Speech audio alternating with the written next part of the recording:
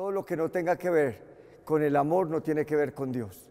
Todo lo que vaya en contravía del amor de Dios va en contravía de Él mismo, porque esa es su esencia. Él nos creó en el amor y para el amor. Somos criaturas todas que brotaron de su corazón apasionado por cada uno de nosotros.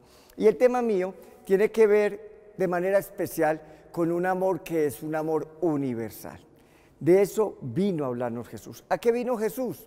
Precisamente a comunicarnos el amor del Padre. Y quisiera irme hasta donde empezó esta historia, brevemente.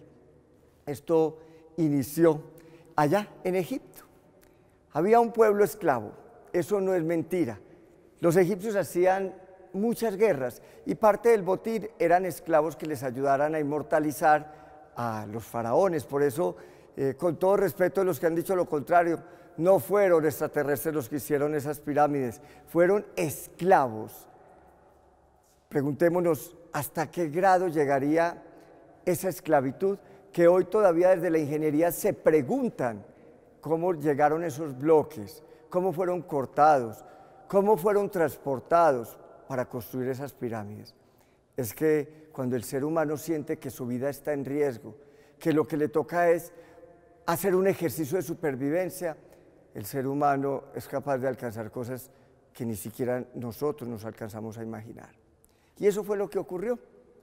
Estando allá, hay un hombre que históricamente se puede comprobar su existencia, Moisés. Desde niño nos enseñaron que Moisés es salvado de las aguas. Y por eso en el relato bíblico tratan de mostrar cómo fue que él llegó a ser cercano al corazón del faraón, siendo de origen hebraico, porque Moisés era de origen hebraico. Yo no les puedo contar aquí toda la historia porque se nos va el tiempo en eso.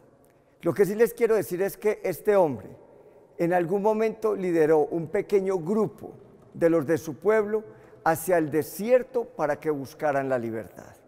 Ir al desierto era el lugar de la muerte y sin embargo ellos fueron capaces de enfrentarse a esa realidad impulsados por una fuerza interior que todavía no era Dios para ellos. Ellos no conocían todavía a Yahvé. ¿Por qué? Porque los dioses en esa época eran dioses de un pueblo, no de una persona. Pasan todo lo que pasaron por el desierto y que nos han contado desde la historia sagrada, esas historias que nos cuentan de niño y que han montado en tantas películas, pero que no se ajustan tanto a lo que realmente fue. Lo cierto es que ellos llegan a un oasis que se llama Cádiz Barnea. Se cree que vivieron allí alrededor de 38 años y ahí es donde ellos empiezan a configurarse como pueblo. No era ese grupo exagerado que muestran las películas de héroes de la Biblia, no. Se cree que era un grupito entre 12, 15, 16 personas las que llegaron a ese oasis. Ahí fueron llegando otros pequeños grupos. Recuerden, ellos no eran sedentarios, eran nómadas.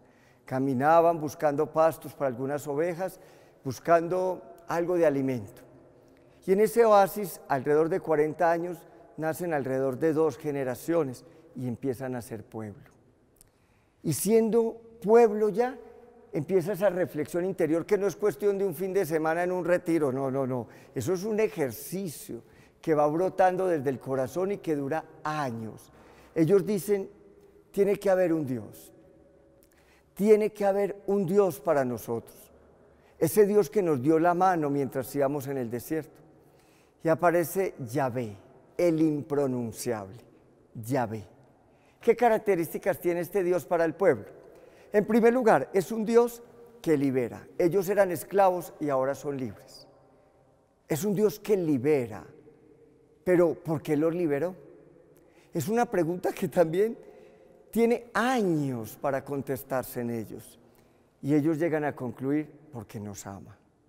Entonces es un Dios que libera y que ama. Por Dios, es un Dios hermosísimo, el Dios Yahvé. Pero también se preguntan, ¿y por qué nos ama tanto este Dios? ¿Por qué es capaz de liberarnos? ¿Y saben qué concluyen? Porque nos creó. Y esas son las características del Dios, de Yahvé, de su Dios, del impronunciable. Un Dios que ama a la criatura que brotó de su corazón y por eso la libera de las esclavitudes. No quiere que sea esclavo, la obra de sus manos. Es un Dios hermoso, es un Dios fascinante. Entonces este pueblo dice, ¿cómo vamos a conservar una alianza con este Dios? Porque recuerden que para los griegos y para todos aquellos de la antigüedad, estos dioses adoptaban un pueblo, pero lo podían abandonar. Y ellos no querían que este Dios abandonara a su pueblo. Y deciden hacer con él una alianza. Que tú seas nuestro Dios y nosotros vamos a ser tu pueblo. Y entonces aparecen los 10 mandamientos, de los que también nos has hablado desde niños. Como han mostrado las películas, el pobre viejo Barbuchis por allá en un morro, en un cerro, cerca, por claro, para ellos Dios habitaba en las alturas, y lo manda bien encartado, ya ve con unas tablas en piedra. No, pobre hombre, no. Es que existían culturas tribales, y todas esas tribus tenían ciertos decálogos. Y esos decálogos eran como su constitución, la forma de vivir en comunidad. Ellos identificaron en estos 10 mandamientos que si vivían así, conservarían la alianza con su Dios. Es que si ustedes miran, hermanos, todos estos mandamientos van en la línea de agradar a Dios. ¿Por qué? Porque todos obedecen a un etos, a una ética comunitaria. No robarle al otro, no matar al otro, no desear a la mujer del otro, no mentirle al otro, honrar a los padres y honrar a Dios, que es el que los vincula para que puedan vivir en comunidad. Así empezó todo. ¿Cuál fue el problema? Ahí fue donde empezamos a embarrarla nosotros. Que para conservar la alianza, ellos lo que montaron en el arca no fue a Yahvé, no fue al Dios que crea y que ama a su criatura y la libera, sino la ley. Eso fue lo que montaron en el arca. Entonces casi que cambiaron de Dios, porque la ley se convirtió en su Dios. Y por eso cuando Jesús llega, ya son más de 600 preceptos, más de 270 de carácter obligatorio. La ley se fue multiplicando con el fin de conservar la alianza.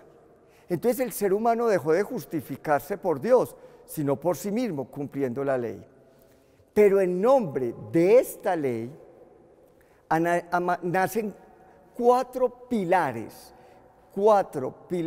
que vienen a soportar el judaísmo de la época, un judaísmo que es farisaico.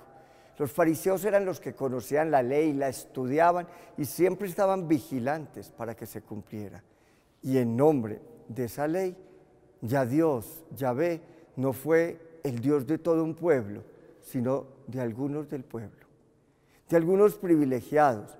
Y empezaron a nacer las élites, las castas sacerdotales, los maestros de la ley, los fariseos, y con ellos entonces los excluidos, los que no cuentan, los marginados, los que no tienen ningún lugar, ni en la comunidad, ni en el corazón de Dios.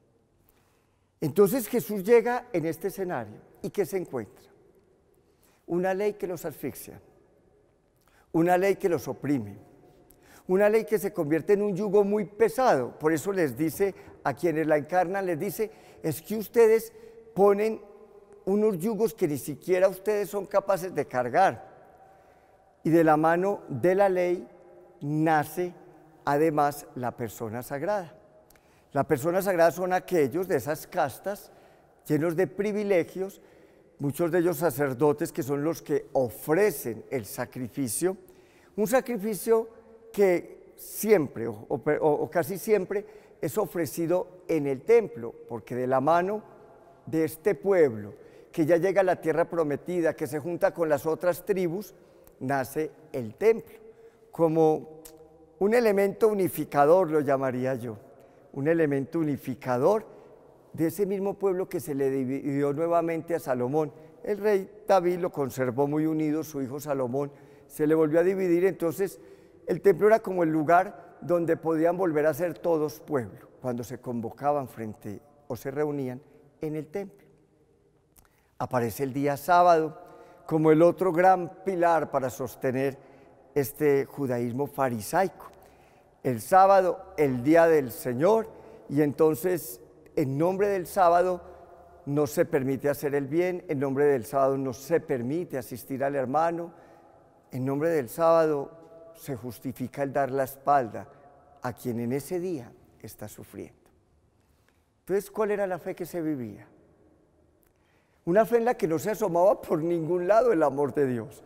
Una ley en la que ellos se justificaban. Un día sábado en el que supuestamente lo honraban a Él, sacando de sus vidas, inclusive a los más necesitados durante ese día. Unas personas sagradas que no eran todos, eran algunas élites, algunos pequeños grupos, esas castas sacerdotales, levíticas, maestros de la ley, los del fariseísmo más radical, y además un templo, como el lugar donde se le honra a Dios, donde se le dice a Dios que se le ama.